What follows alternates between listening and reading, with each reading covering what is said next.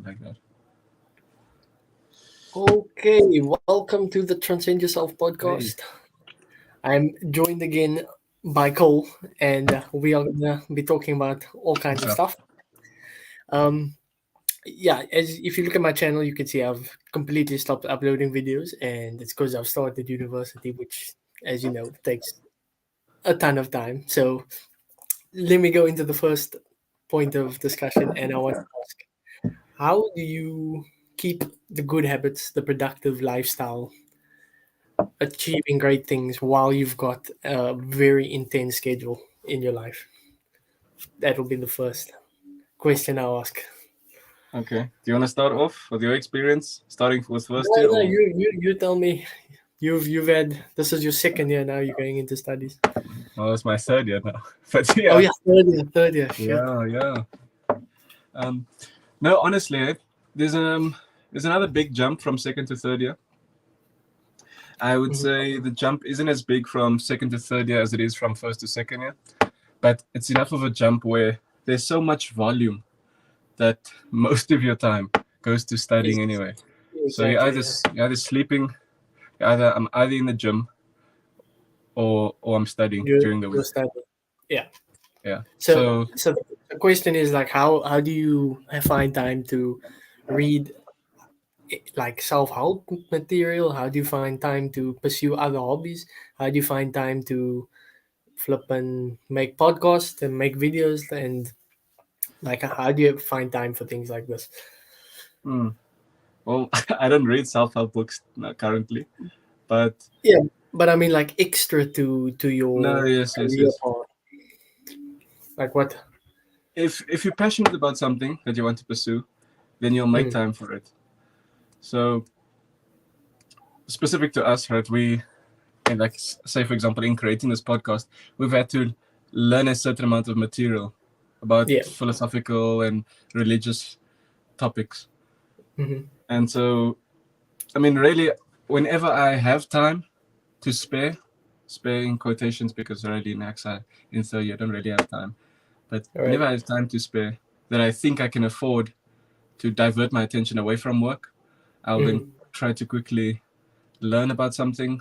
I'll use ChatGPT, I'll use Copilot, which is that AI that Bing So uses. literally, if you have 10 minutes, you're using that time Yeah. So it's a as bit hectic. effectively as possible. Because Mm. from my experience, I've only been studying for like a month now, but and Yeah. it's been relatively light work. The volume isn't as hectic yet, but Mm. it's a bit hectic when you're busy from 8 till 5, Yeah. and then the last thing you want to do is be productive after a long day of on your feet or you're in class, and then you just pass out or you Yeah. and then you still need to exercise, you still need to do chores, Yeah. you still need to cook, and then when these self-help YouTubers, like let's say Chris Williamson, will say, "Oh, you need to go out for a walk, and you need to go get the sun, and you need to, Mm. like and then the people in the comments often get angry, and they're like, "Mate, I have kids, I have a job," Yeah. and so it's like, how do you, how, what is the best way of managing your time?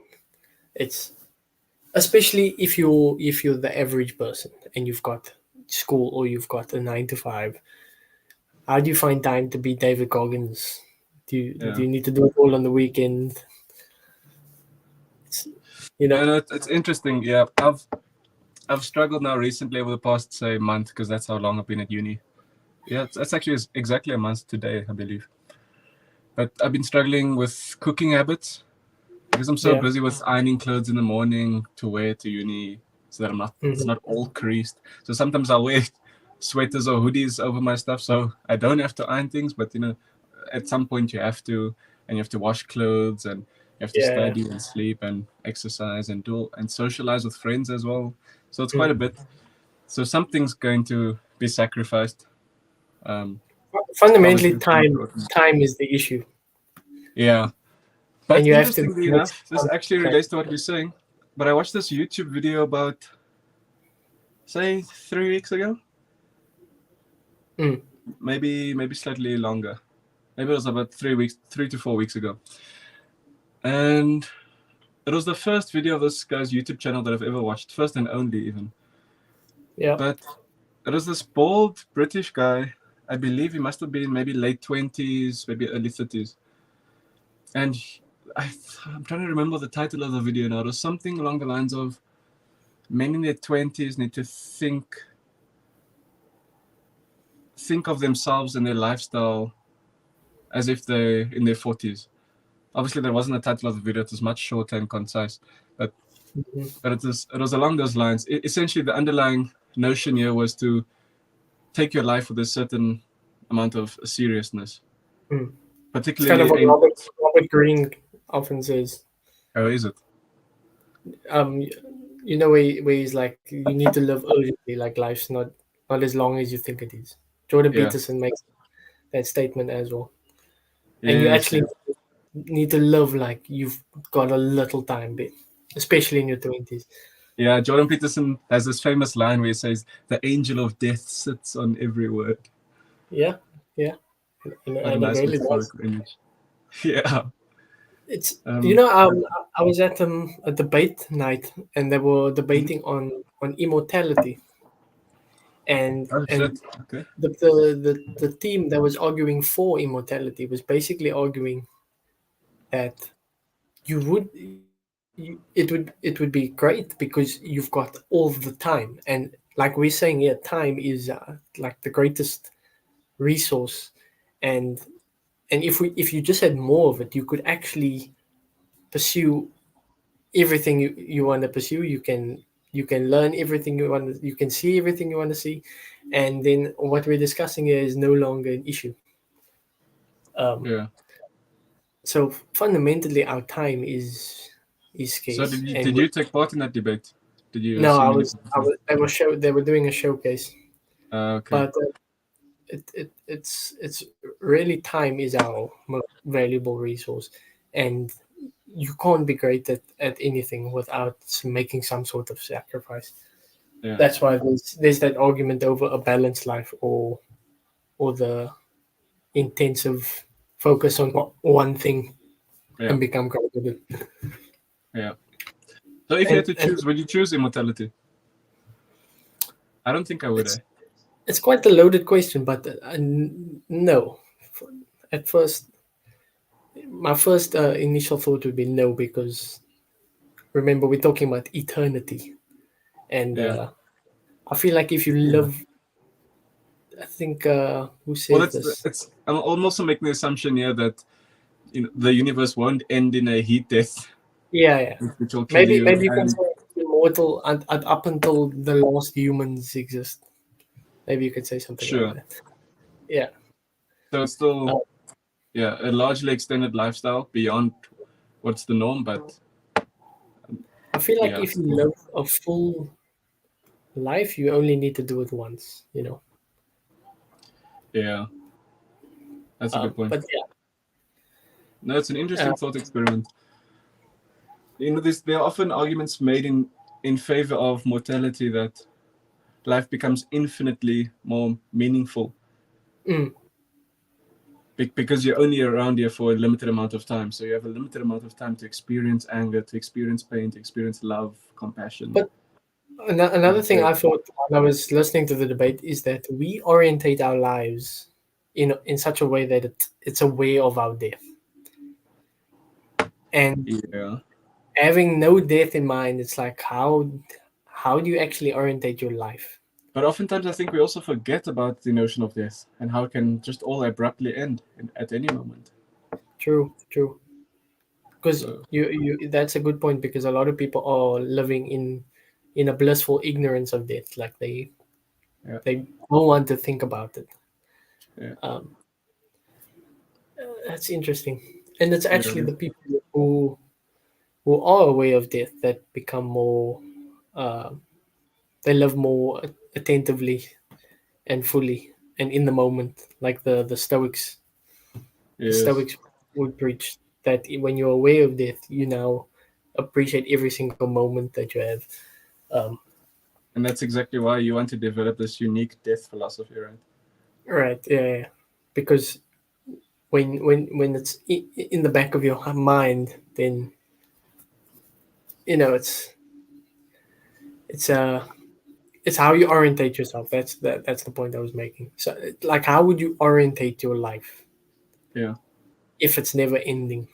What is what would your plan be? Yeah. And on that point, I actually I asked this guess it's question to one of my incomprehensible. friends. Sorry, what you say there? I guess it's incomprehensible to us. To Oh, yeah. And now, if you're operating under the assumption that your friends, your close friends, family, and everyone that you know will live a mortal life, then you can imagine how incredibly depressing that might be. Not only we, witnessing your close friends and family dying around you, mm, but humanity in general, each generation dying, living a full life and dying, experiencing the emotions of life. So you just witnessed all these cycles, it, and you it sort it of outside of this framework. it would be amazing to see the evolution of humanity. It If would, you think about where we were 100 years ago and where we are now, imagine you just kept seeing the progression of the human yeah, race. That would be amazing. it would be interesting. Much You would about be amazing. insane because there's this notion that you'll be bored as Mm. a immortal being, that life will become mundane. Yeah. But I mean, think about how change is happening all the time. Oh yeah. And one of the arguments in the debate was like, you'll experience everything there can be in life eventually because it's eternity, right? And Right. eventually, it's like there's going to be no point. But if you think about it, each day is never the same. It's like, Yeah. and you can eat the same meal every day, and the day can, like, you live day by day. We don't live such that um, we don't live like in a month. We live in a day by day Yeah. basis. Do you know what I mean? Yeah. And I feel like you could do that forever. So I was leaning to both sides. There were some good arguments Oh no, for both. definitely. You could come up with good arguments for both sides. But Mm. ultimately, I think if you do subscribe to immortality, there would need to be some underlying driving factor that propels you forward and that allows you to avoid boredom and certain depressing You aspects need of life. like something meaningful to pursue. Yes. Because I Mm. remember I posed this question to one of my friends in first year, actually. And without any hesitation, he said, yeah, you would choose immortality any day.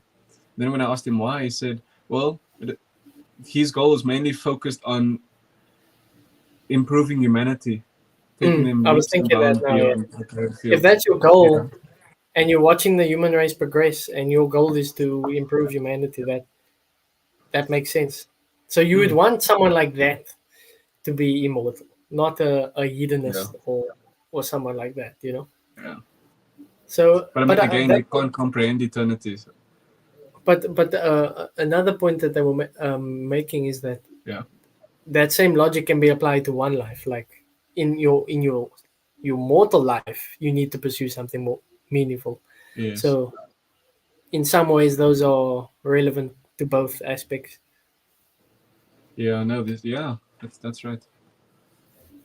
And Um, but it's potentially even more meaningful in the mortal life mm, because every second that you spend pursuing that activity is ultimately would be more meaningful.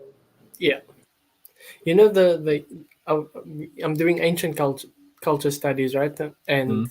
so we're looking at Mesopotamia, and I love it.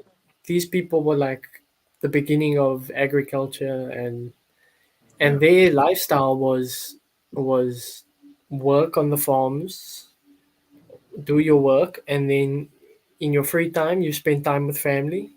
You drink Mm. beer, you drink wine, you indulge in food, and you have fun. And that for them, they literally stated, was like the purpose of life, to live joyfully. And Yeah. that can be almost seen as like hedonistic, but Yes. for probably that's probably the oldest way of living for humanity. And maybe this notion that pursuing something meaningful that we often preach nowadays is kind of a it's kind of it might be like a new idea, but I Okay. feel like the enjoying what life offers is probably the more popular and more ancient idea, Yeah. which I found quite interesting. Interesting. So what period of time were you studying in Mesopotamia? This is like third third millennia BC, so Okay. almost like Okay. 2000 4,000 years ago plus. Right. So this is Oh. long ago, Yeah. and Um, and people will still love that kind of lifestyle today. oh yeah. The So residue is still present. oftentimes I feel like the pursue something meaningful, the David Goggins, Jordan Peterson lifestyle is the best, but it kind of reminds me that it.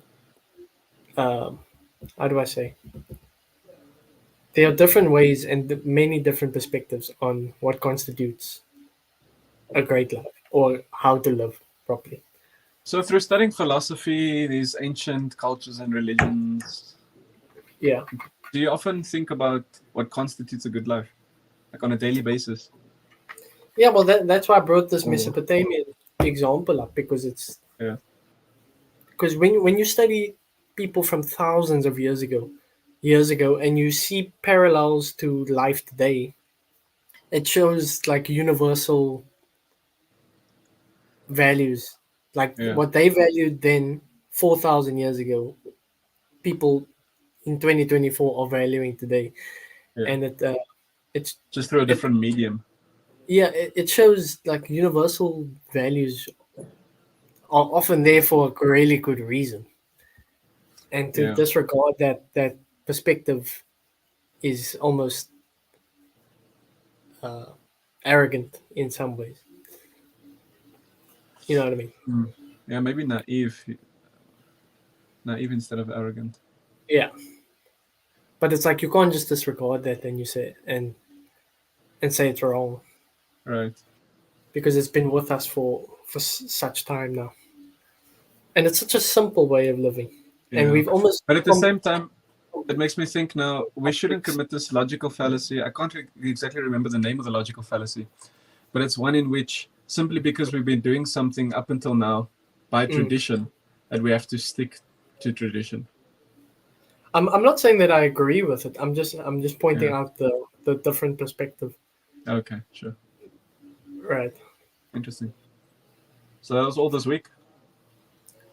That was today actually. Oh. It just made me think about how this universal value of how, because it was literally written for them on what would constitute a good life, and it's as simple as just spending time with family Yeah. and enjoying the pleasures of what the earth can give you.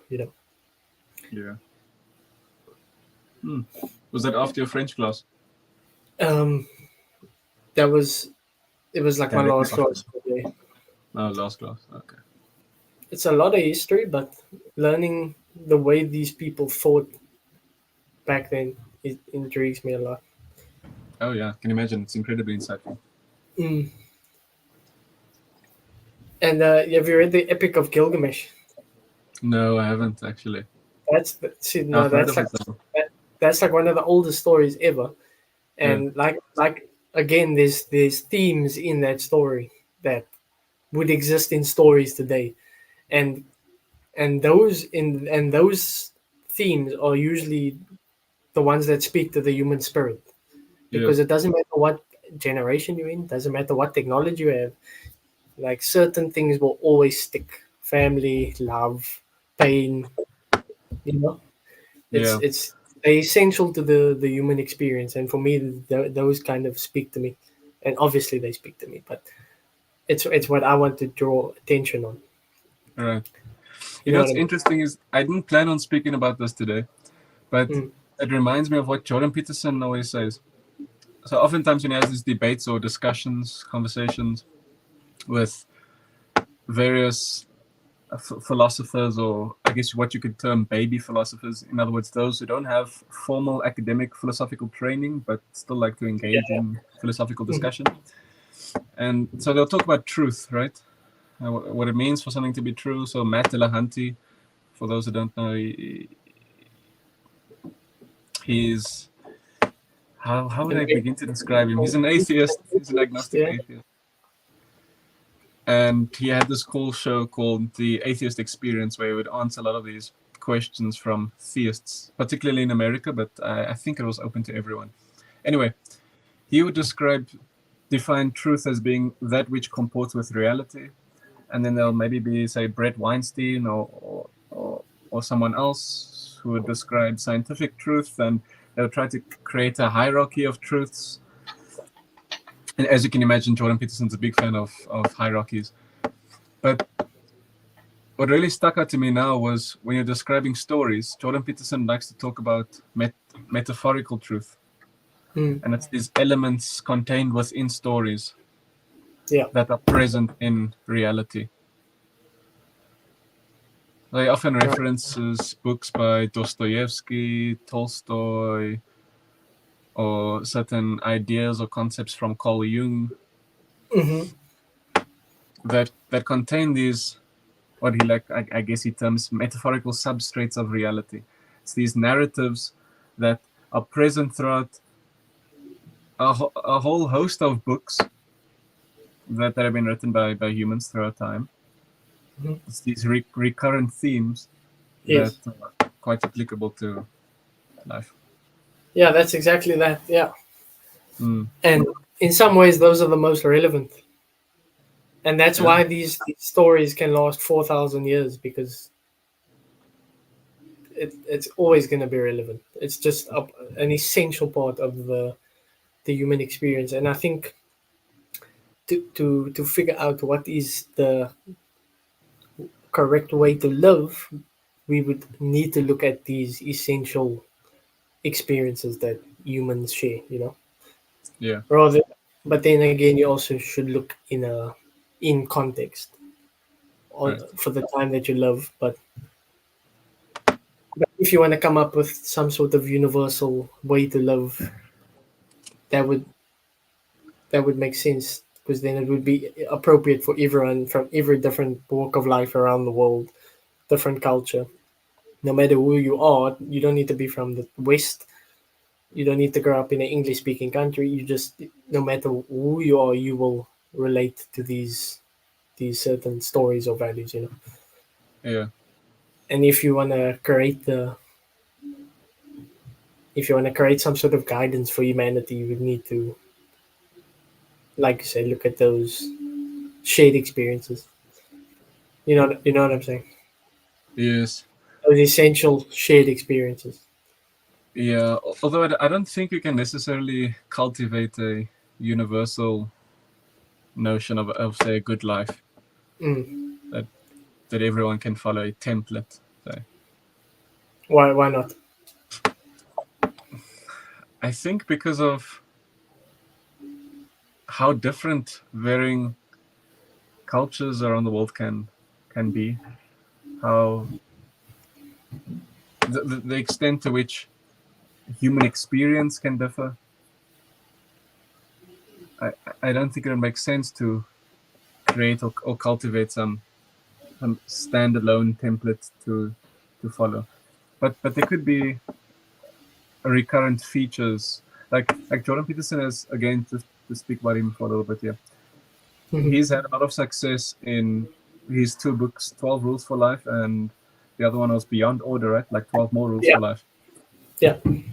And I believe it was in the preface or the introduction to 12 Rules for Life where he's spoken about his success in Quora, where I remember he's had a few comments that are in the 99th percentile if you use a upvote as the metric in determining where in the distribution it lies.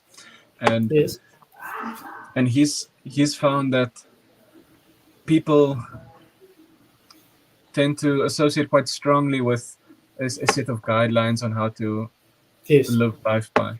Yes, yes. So it's interesting. It's called 12 rules for life, and then 12 more rules. And so the word rule implies that it's quite strict and stringent, to follow. Mhm.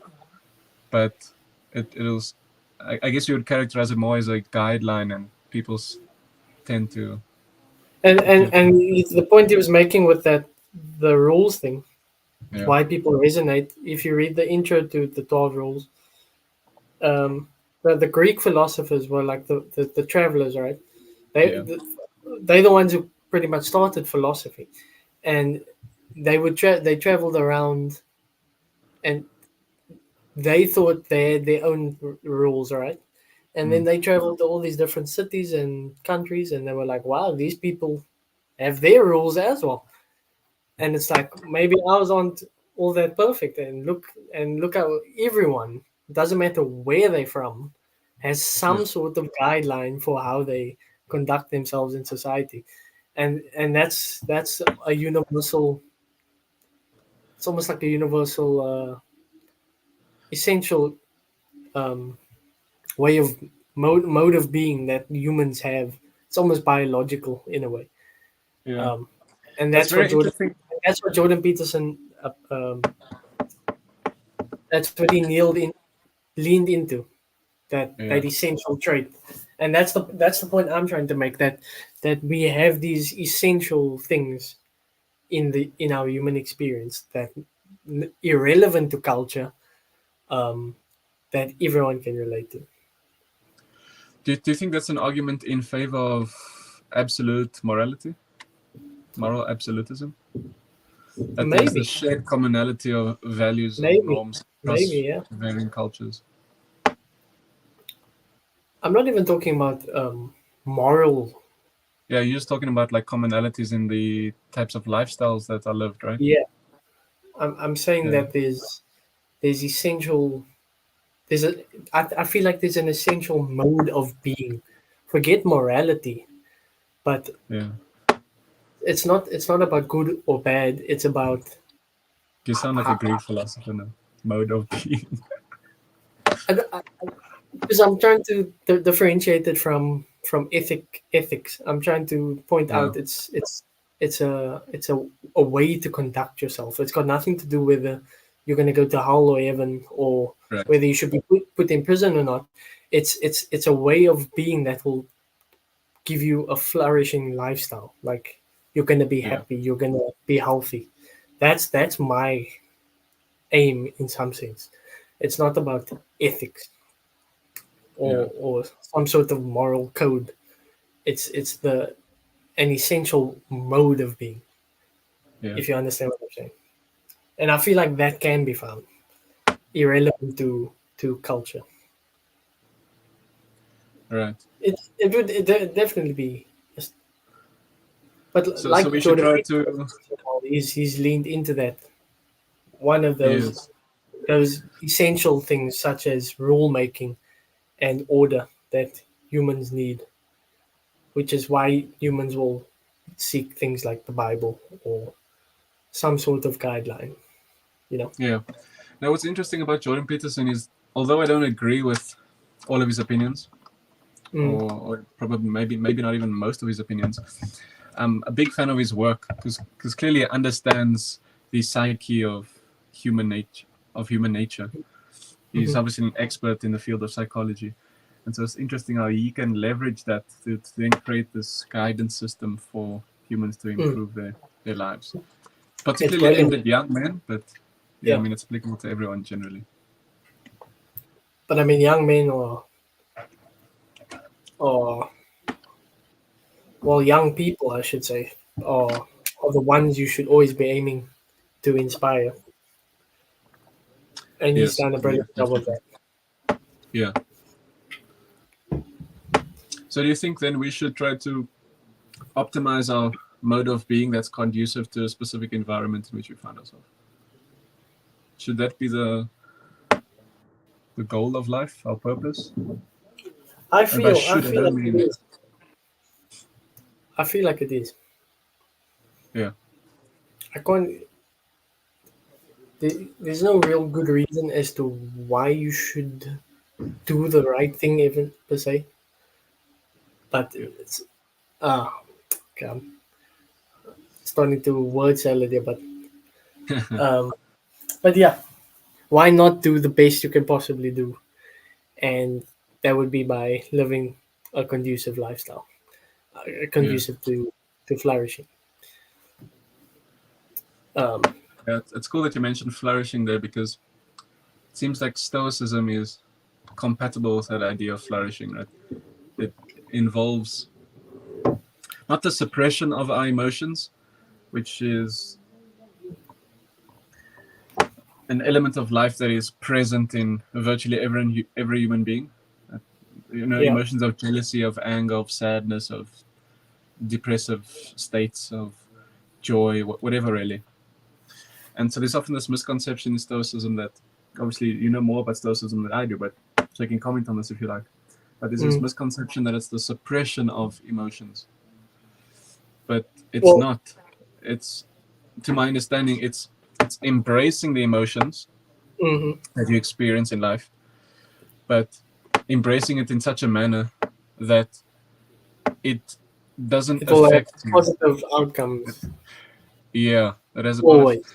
It seems Like, contradictory for me to say that it doesn't affect you, yeah, I but know what you said. it shouldn't be crippling. Yes, you Yeah, the idea is to take hold of what you can control. So if you have like a feeling of anger, yeah, there is no reason for you to lash out and cause violence. For that's something that you can control. The anger, the emotion, you might not be able to control. yeah, So that's where the misconception comes from. They think, oh, I'm just not going to be angry. I'm suppressing it. But anger doesn't necessarily mean violence. The right. violence aspect you can control. So the whole, if you had to sum up stoicism, it would be do not let external circumstances affect your life. Right. That would be the summation of stoicism. And that and in that example, the violence would be a manifestation of that anger, right? Yeah, that's just an example.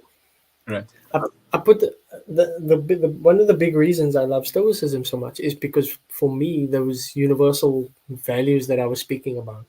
For me, stoicism and why it's become so popular today again, such an Yeah. old philosophy, is because it holds certain values that clearly we still share today because it speaks to the human experience in such a profound way. I put the quote on my status yesterday. I don't know if you saw it, I but saw it. Yeah. Really cool. that this speaks to me so much, and it's something many people won't understand or Mm. grasp. But Marcus Aurelius says the happiness of your life depends on the quality of your thoughts, and the reason most won't understand it is because we're always taught to get the money, to get to university, to get whatever, right? To get, Yeah. to get, to get, or to have, or to do. But what these Stoic philosophers are saying is that the power for happiness is actually within your control. Um, Mm. like, like as an example, like I dreamed, well, my goal was to get to university. But then what happens is you get your goal, and then it doesn't always lead to the outcome that you wanted. And then you kind of have this not necessarily outcome, but the feeling that you kind of chase. Like people are chasing the Yeah. money, and then they'll get rich, and it doesn't fulfill them in some ways. And it's because externalities are not the essential. Um, they're not essential to your fulfillment.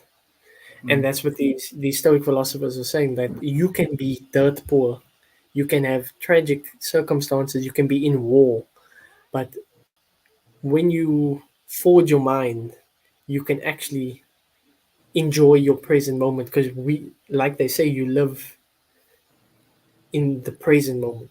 You do not live in the future. You don't live in the past. You are living currently in the present, Yeah. and you can always grab hold of your present moment. It's um, I'm not doing a good justice, but it's very profound. This notion that the the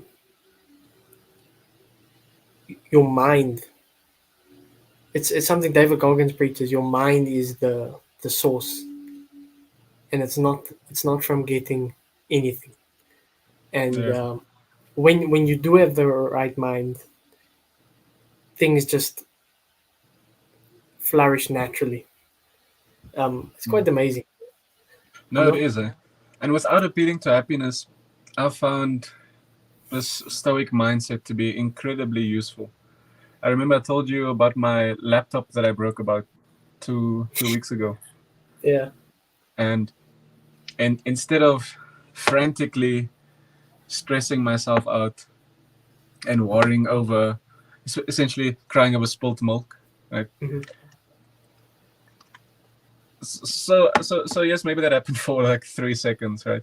But then because I've trained myself to think in this manner, which is in alignment to this stoic mindset, Yeah, you literally have immediately, to train your mind, right? yeah, yeah, it's not Yeah, something that comes naturally. you have to meditate on it. You have to you have to read it. You have to. It's not a you read it once and you're a stoic. No, no. Yeah, It's and what it's I found was that immediately I started to think of solutions. mm, I started to ask myself, okay, this laptop's broken. How can I possibly fix it? I looked at the time. Is there still time to walk across campus to go to this laptop mm, store? Will it still be open? I think they close at 5, so I have like 14 minutes to get there. It's on the other side of campus. Will I make it in yeah, time? If it's closed, so you start nesting your thoughts in this very constructive manner yes, in yes. solving problems, and I really like that. I think the okay, I don't want to say the science behind it, but humans have a negative bias. I don't know what that's called. Negative. We have a negative bias, right? We Yeah. tend to see the worst in situations. So the reason, like the ways to reframe your mind that's popular now is stoicism, gratitude, things like that, right? Living in the present. Would this be different from neuroticism, or Yeah, I think which it's which? different. We kind of have a negative detection bias. It's something like that. Oh, okay. Let me So let it's me let me cognitive get a bias that you're referring to. let me get a Google search here quick. Just Okay. I'm not To my negative. understanding, neuroticism is like being prone to negative thought and emotion, right? Yes. So that's like being prone to anxiety and depression. Okay, yes, and that's one of the personality traits. It's a spectrum that people fall across. Um,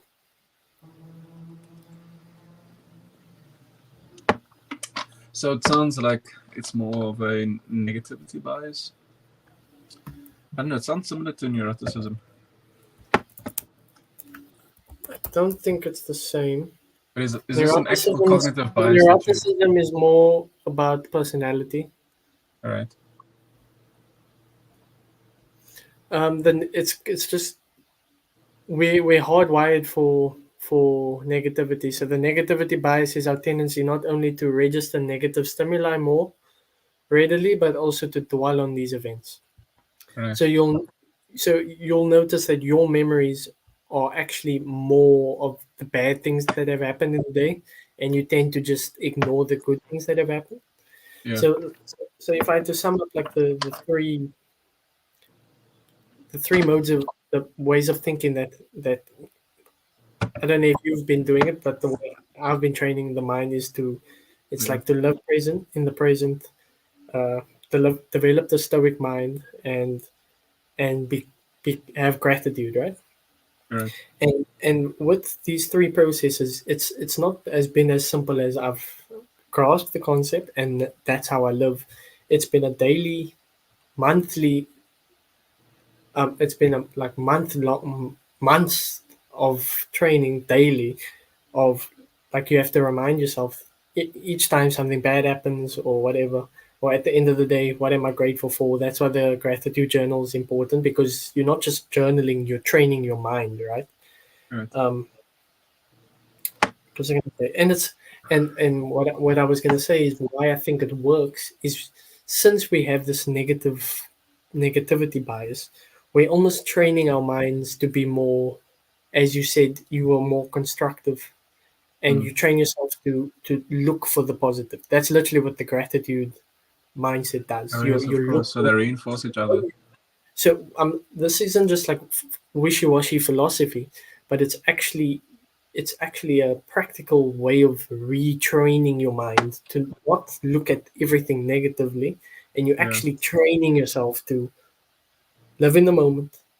Um, don't be overcome by emotions, and most importantly, um, look for the positive in situations, and how you can always be constructive no matter what. No matter how bad your board, your chess game is, you can always look for the best Mm. solution, right? That's Right. the analogy. So it's literally a reformation of how your brain works. And it literally works. I gratitude journaled for like a week, and every time something bad happened, I started, oh wait, it taught me this, it taught me this. It's practical, and it works. It's not just some religious concept. That's what I love about these philosophies. They work. As simple Mm. as that. They just work. I don't know if you can relate to what I'm saying. Partially. So I haven't been as I don't really want to use the word disciplined because I've learned quite a bit of the neural circuitry underpinning motivation, where discipline is an emergent property of motivation. So, but for lack of a better word, I, I, I, I would say I'm not as disciplined in gratitude generally as you are, but I've certainly worked on my stoic mindset. But I wanted to ask you this question.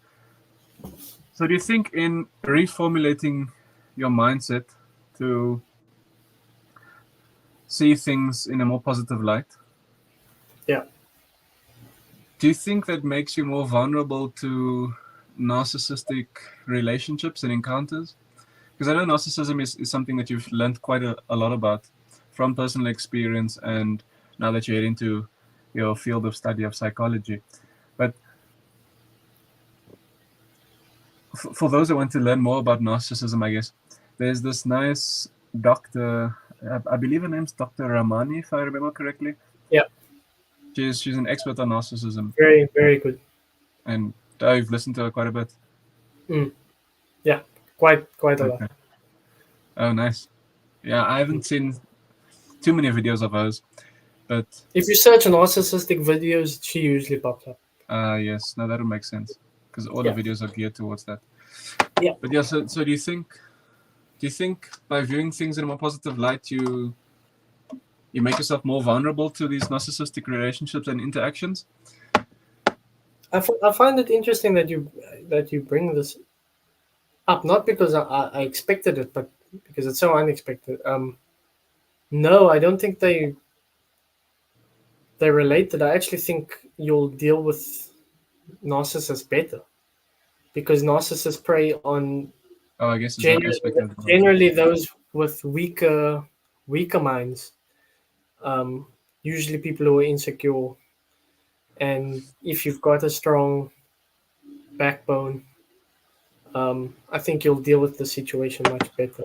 Okay, now I see that aspect of it, but I've also heard that, and I don't know if this might be true or not, but I've also heard that those who are more open-minded tend to be exploited more by these narcissists.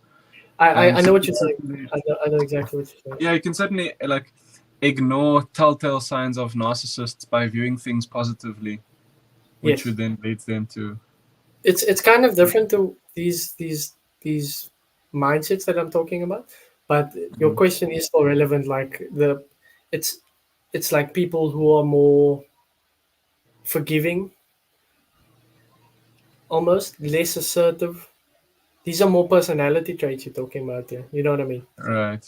Like someone who's more tolerant, patient, forgiving, Yeah. sees the good in people, even if they might be toxic or manipulative. Um, those people are very vulnerable to narcissistic. Mm. But generally, the ones who will get the brunt of it are the ones who are insecure, low self esteem. They'll generally fall. Um, Okay, that makes sense. but these are complex personality issues, All right, I not see how they necessarily differ. the mindsets that we we talking about here. Yeah. But yeah, I see why you brought that up. Mm. But the positive mindset that you forge is more of a productive, con- constructive. Like, how can I come up with the best approach? How can I play my game the best, no matter how bad it's looking? And it's kind of a lesson for life, right? A lot Yeah. of people love to complain, right? Yeah. Oh, I grew up poor. I grew up. I'm ugly, or I'm not smart. Blah blah blah.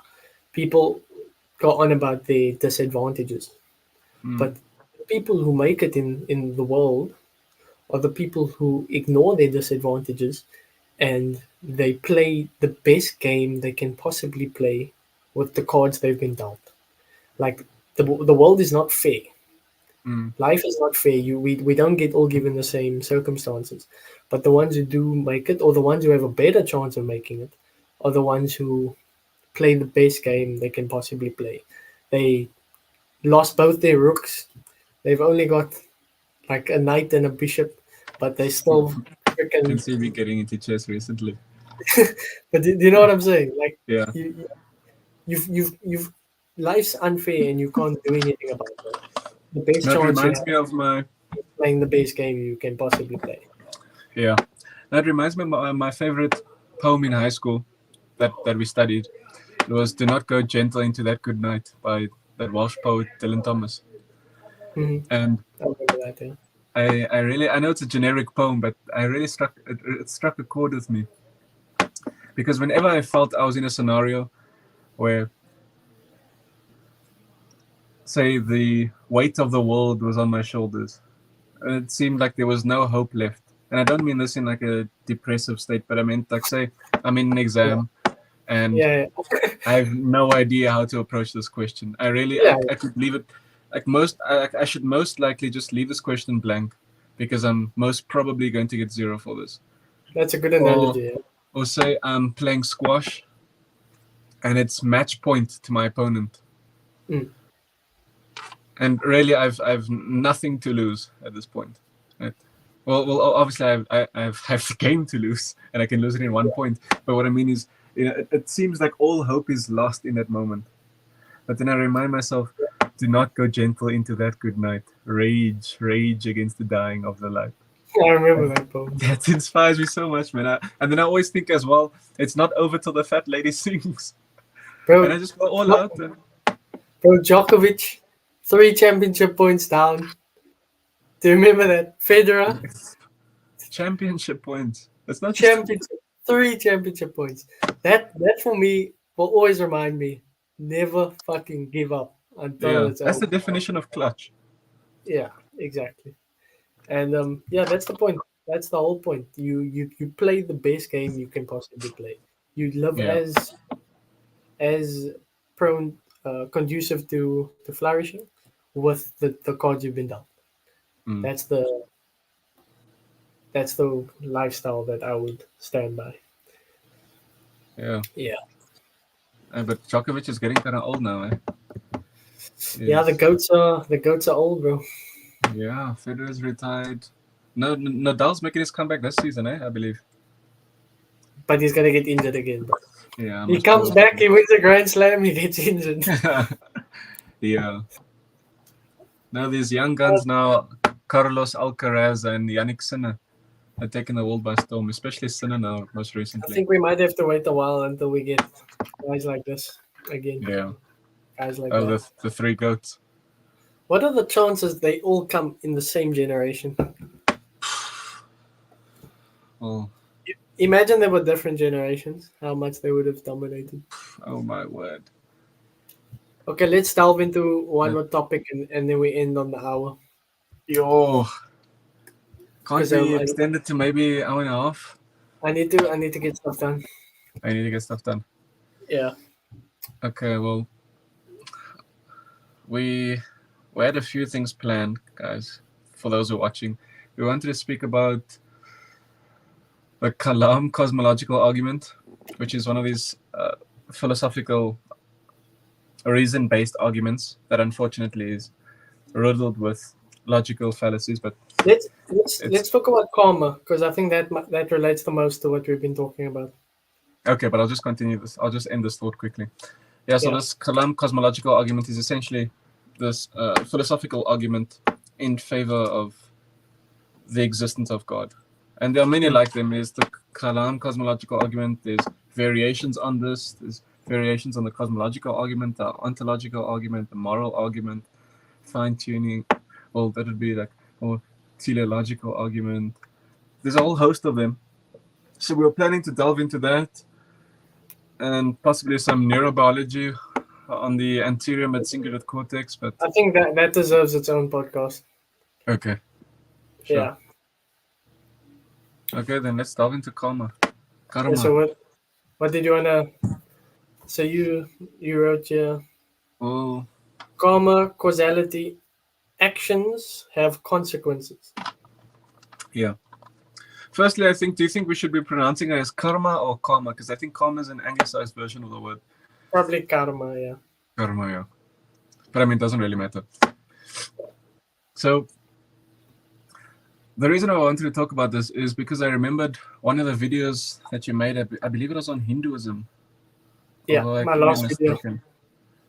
Yeah. Before I went ghost. Before you went ghost. Yeah, you spoke about karma. And I was thinking about its similarities and differences with the statement actions have consequences. Oh, yes. Yes. Now, to my understanding, there are a lot of similarities between the two, but karma is essentially this religious notion that stems from Hinduism and Buddhism. Yeah. In which the actions that you perform now. Oh, flip, my power just went out. Oh, your power went out. South Africa. Load shedding. That's tough. Look, is my wife is still on here though. Do you have an inverter or something? I think so, yeah. Is the lighting all right? Yeah, lighting's fine. I got my torch on here.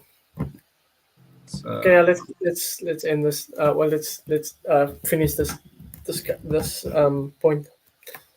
Yeah, go on. Okay, you're gonna wrap things up soon. Yeah. Yeah, so it's this religious notion that stems from Hinduism and Buddhism. That the actions that you perform now will result in some consequence, not only in your future lifetime, but in the future lives that you will live through reincarnation. Yeah. So it's a very religious notion. Yes. And so there's this presupposition here of reincarnation that I think is the primary difference between karma and the statement that actions have consequences. Yeah, the actions have consequences is like a... What's the word for it? It's like a... It's like just an interpretation of the nature of how the world works. It's like you do bad things, usually you're going to get punished for it one way or another. It's not necessarily some sort of metaphysical... But I don't think it only relates to bad things. I think it's just things in general. I think it's more general. Well, yeah. It's trying to bring across the idea you put good in the world, you're going to get good back. But it's not like a fixed religious idea that God's going to bless you because you do good things. It's just a... Yeah. Oh, there we go. Oh, my electricity ran out. Okay. Yeah. All back now. So it's not load shedding. Yeah, no. That's funny. Yeah, so the difference is it's just one's religious, one's... Yeah. One's not. But also there's this idea of causation or causality as well, right? Because there's the implication that an event now is related or dependent on, or rather the event in the future is dependent on some event now, Yeah, or sometime in the past. Mm-hmm. And I thought about this other day. It's very difficult to ascertain whether two or more events are dependent on one another or not. You mean like when people say, "Oh, this was meant to be," or Well, I mean, just in general, there could be underlying themes in two events that gives the illusion that they dependent in some manner, but in actual fact they're independent of one another. you're referring to some sort of cognitive bias Yeah, where we make like these I think so. associations and we say, "Oh, it's karma or it's God's plan or things work Yeah, out the way it's meant to be. I guess Everything everything happens for a reason." it also relates to the correlation causation fallacy. So for those Which who don't know, it's a logical fallacy, which is a fault in a logical reasoning or argumentation, that simply because two events are correlated with one another, or there exists some sort of relationship between them, not necessarily a linear relationship, which is what correlation implies, but simply because two events are correlated with one another, that there's also a causal relationship between them. Hmm. So there's this saying that you often hear in statistics, that it's like statistics 101. Correlation does not necessarily imply causation. Mm-hmm. Yeah. So there could be some third variable. So there could be some correlation between two variables, but not necessarily a causal relationship between them that a third variable induces. Is So there's is some. an example like my mom is sick at the hospital. We called the church group to pray for her, Yes. and she magically healed in the morning. And the reason she healed is because we called the whole church group to come pray for her. Yeah. Yeah. No, that is an example. Yeah. You can't necessarily say whether it helped or not. Yes. It's very difficult. I think there have been various studies done to try and determine whether praying works or not.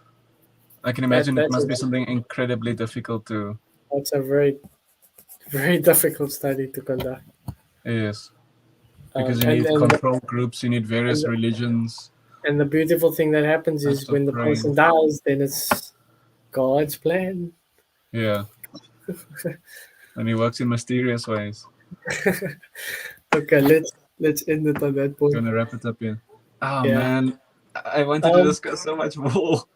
We can do it again tomorrow, and we can record for. Oh, you wanna do tomorrow as well? Cool. We can if you want. I should have Yeah, time. sure. I'm done. Okay. Thank you guys for sticking around. If you're here, this has been Transcend Yeah, I'm Yourself loving this. podcast. Let's go. Goodbye. Yeah, cheers.